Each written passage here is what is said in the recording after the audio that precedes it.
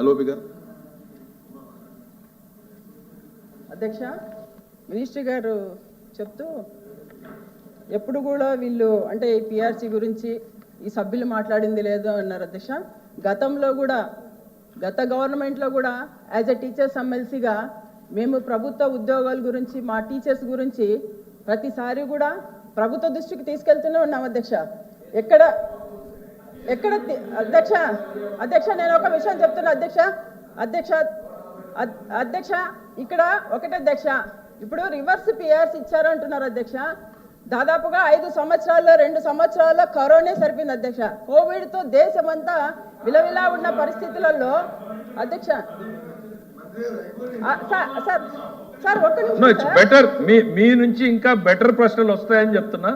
Corona వలన రాష్ట్ర ప్రభుత్వానికి కేంద్రం నుంచి అదనంగా డబ్బులు వచ్చాయా, డబ్బులు ఏమన్నా తక్కువ వచ్చాయా అనేటువంటిది కూడా పరిగణలోకి తీసుకుని మీరే చెప్పాలనుకున్నా చెప్పండి. డబ్బులు వచ్చినా కూడా అది ఇతర రాష్ట్రాల కన్నా ఆంధ్ర రాష్ట్రంలో ఎక్కువ కేరింగ్ ఎక్కువ ఉంది సార్ ప్రజల మీద. సో దానివల్ల ఖర్చు కూడా ఎక్కువ జరగడం వల్ల ఒక కేంద్రం మీద డిపెండ్ కాకోకుండా మన రాష్ట్రం నుంచి వచ్చిన బడ్జెట్లో కూడా తీసుకొని ఖర్చు పెట్టడం జరిగింది సార్. అయితే ఈరోజు మేము కోరేది ఏంటంటే సార్, ప్రభుత్వాలు ఏమని కాదు సార్, మేము ఉద్యోగస్తుల పక్షాన మాట్లాడుతున్నాము.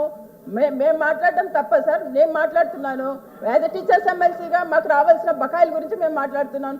నేను గతంలో ఫైట్ చేశాను, కావాలంటే రికార్డులు ఉంటాయి చెక్ చేసుకోండి.